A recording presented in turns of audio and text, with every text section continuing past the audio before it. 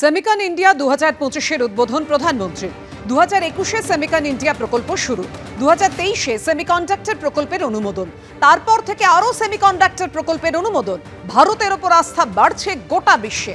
Semicon ইন্ডিয়ার উদ্বোধনী মঞ্চে দাবি প্রধানমন্ত্রী। साल 2021 में हमने सेमिकॉन इंडिया प्रोग्राम शुरू किया। साल 2023 तक भारत का पहला सेमीकंडक्टर प्लांट अप्रूव हो गया।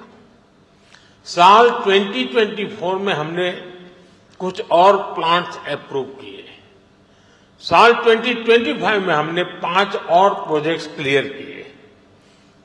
कुल मिलाकर सेमीकंडक्टर के 10 प्रोजेक्ट्स में $18 बिलियन यानी 1.5 लाख करोड़ रुपए से अधिक का इन्वेस्टमेंट हो रहा है। ये भारत पर दुनिया के बढ़ रहे भरोसे को दिखाता है। सेमीकंडक्टर्स में स्पीड मैटर करती है। फाइल से फैक्ट्री का समय जितना कम होगा, जितना कम पेपर वर्क होगा, वेफर वर्क उतना जल्दी शुरू हो पाएगा। একেবারে টানটান উত্তেজনা, মহাকরণের সামনে সেনা বনাম পুলিশ। একেবারে এই মুহূর্তের আপডেট জানবো। আমাদের সঙ্গে রয়েছেন আমাদের দুই প্রতিনিধি ময়ূর ঠাকুর চক্রবর্তী এবং হিন্দল দে। কিন্তু তার আগে আপনাদের জানিয়ে রাখি, যেভাবে সেনাবাহিনী ট্রাক আটকায় পুলিশের দাবি যে বিপজ্জনকভাবে চলছিল সেনার ট্রাক। সেনার ট্রাকের পেছনেই ছিল পুলিশ কমিশনার মনোজ ভার্মার কনভয়। নিয়ম না মেনে বিপজ্জনকভাবে সেই সেনার ট্রাক যাচ্ছিল লালবাজার সূত্রে, এমনটাই দাবি করা হচ্ছে। ফোর্ট উইলিয়াম থেকে আসার পথে গাড়ি আটকে দেয় পুলিশ। বাঁক নেওয়ার সময় সিপির গাড়ি রাস্তা ক্রস করছিল। যথেষ্ট আস্তেই চলছিল সেনার ট্রাক। পেছনে গাড়ির গতি বেশি থাকলে সমস্যা তো হবেই। পাল্টা সেনা। আর এই মুহূর্তে হেয়ার স্ট্রিট থানায় সেনার আধিকারিকরা তারা তাদের ঊর্ধ্বতন আধিকারিকদের সঙ্গে কথা বলার পর ইতিমধ্যেই পৌঁছেছেন হেয়ার স্ট্রিট থানায়। পুলিশের সঙ্গে কথা হচ্ছে। কি কথা হচ্ছে জানাবো। আমাদের সঙ্গে রয়েছেন আমাদের প্রতিনিধি ময়ূর ঠাকুর চক্রবর্তী। ময়ূরের কাছে যাওয়ার আগে রেখেছি সেই মুহূর্তে, অর্থাৎ লালবাজার সূত্রে যে দাবি করা হচ্ছে, একেবারে সিসিটিভি ফুটেজে, পুলিশের দেওয়া সিসিটিভি ফুটেজে কি উঠে এসেছে দেখুন। দেখতে পাচ্ছেন পুলিশের দেওয়া সিসিটিভি ফুটেজ। সেনার গাড়ি ট্রাফিক সিগন্যালের দিকে এগিয়ে আসছে। দেখতে পাচ্ছেন পিছনে আসছে একটি লাল গাড়ি। একেবারে মার্ক করে আপনাদের সামনে রেখেছি সেই মুহূর্তের সিসিটিভি ফুটেজ পুলিশের দেওয়া। একটি কালো গাড়ি সেনার গাড়িটিকে ক্রস করে গেল। এই মুহূর্তে সেনার গাড়িটি রাস্তা ক্রস করে এগিয়ে আসতেই ট্রাফিক সার্জেন্ট তিনি এগিয়ে গেলেন, থামালেন তিনি সেনার গাড়িকে। পিছনেই রয়েছে একটি লাল গাড়ি। সেনার তরফে বলা হচ্ছে যে গাড়িটি কিন্তু, সেনার যে ট্রাক সেটি কিন্তু যথেষ্ট আস্তেই চলছিল। পিছনের গাড়ি অর্থাৎ লাল গাড়িটির গতি যথেষ্ট জোরে ছিল, সেই কারণেই সমস্যা হয়েছে, এমনটাই দাবি করা হয়েছে সেনার তরফ থেকে। এরপর ট্রাফিক সার্জেন্টের কথা মতো গাড়িটি রাস্তা ক্রস করে সামনের দিকে এগিয়ে আসছে। পুলিশের দেওয়া সেই মুহূর্তের ভিডিও আপনাদের সামনে রেখেছি।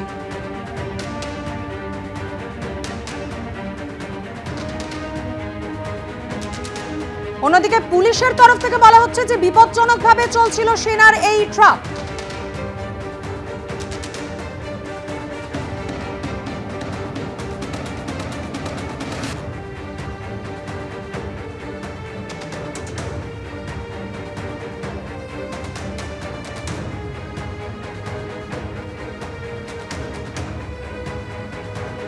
পুলিশের দেওয়া সেই সিসিটিভি ফুটেজ রেখেছি আপনাদের সামনে।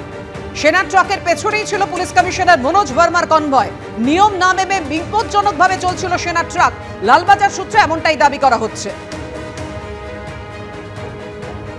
একেবারে সরাসরি কথা বলবো। আমাদের সঙ্গে রয়েছেন আমাদের প্রতিনিধি ময়ূর ঠাকুর চক্রবর্তী।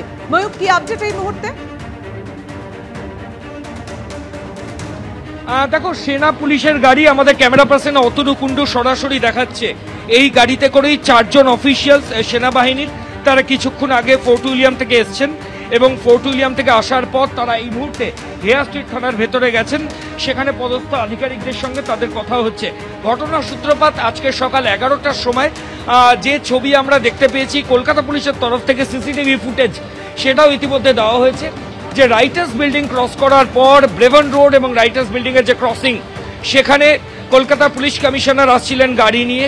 সেই সময় সেনাবাহিনীর একটা ট্রাক সেটা বিপজ্জনকভাবে ডান দিক মারে, রাইট টার্ন করার চেষ্টা করে। পুলিশের দাবি ওই রাইট টার্ন ওখানে করা যায় না এবং সেই রাইট টার্নের বোর্ড ওখানে রয়েছে এবং পেছনেই পুলিশ কমিশনারের গাড়ি ছিল। ট্রাফিক পুলিশ আরও যেটা দাবি করছে যে শুধু ওই ব্রেবন রোড ক্রসিংয়ে নয়, তার আগেও বিভিন্ন পয়েন্টে ওই গাড়িটি ডেঞ্জারাস ড্রাইভিং অর্থাৎ বিপজ্জনকভাবে চালানোর চেষ্টা করছিল। বড়সড় দুর্ঘটনা ঘটতে পারত। পুলিশ আধিকারিকরা এই আশঙ্কা করে ব্রেবন রোডের মুখে সেনাবাহিনীর ওই ট্রাক থামিয়ে দেন। তাতে দুজন আধিকারিক ছিলেন, তারা নাছোড়বান্ধা ছিলেন যে তারা কোনোভাবে ওখান থেকে যাবেন না। পুলিশ তারা আবার তাদের ঊর্ধ্বতন আধিকারিক ফোর্ট উইলিয়ামে সেখানে খবর দেন।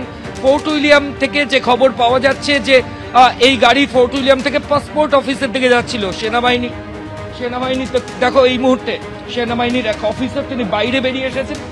আমাদের ক্যামেরা পার্সন অতনু দেখাচ্ছে, ফোনে তিনি কথা বলছেন। সে গাড়িটি ফোর্ট উইলিয়াম থেকে পাসপোর্ট অফিসের দিকে যাওয়ার কথা ছিল, এমনটাই সেনা সূত্রে খবর। কিন্তু তারপর কি পরিস্থিতি হয়েছে সেটা সেনার অফিসিয়ালসরাও দেখছেন। লালবাজারের তরফ থেকে বলা হচ্ছে গোটা বিষয়টা ইতিমধ্যেই সেনাবাহিনীকে জানানো হয়েছে, ফোর্ট উইলিয়ামকে জানানো হয়েছে। হেয়ার স্ট্রিট থানায় এই মুহূর্তে সেনাবাহিনীর 4 জন অফিসিয়ালস রয়েছেন, ঊর্ধ্বতন পুলিশ আধিকারিকদের সঙ্গে তাদের কথা হচ্ছে। গোটা ঘটনা নিয়ে কিভাবে কোনো আইনি প্রক্রিয়া শুরু হয় সেটাই এখন দেখার। লালবাজারের আধিকারিকরা বলছেন তারা ইতিমধ্যেই সেনাকে ফোর্ট উইলিয়ামকে গোটা বিষয়টা জানিয়েছেন। ফোর্ট উইলিয়াম কর্তৃপক্ষ কি ব্যবস্থা নেয় সেটা তারা দেখবেন। সঙ্গে পুলিশ আধিকারিকরা এই ঘটনাকে কেন্দ্র করে কোনো আইনি পদক্ষেপ নেন কিনা সেটাও দেখার। প্রায় মিনিট 20 হয়ে গেছে, এই মুহূর্তে সেনার আধিকারিকরা কিন্তু হেয়ার স্ট্রিট থানাতেই রয়েছে।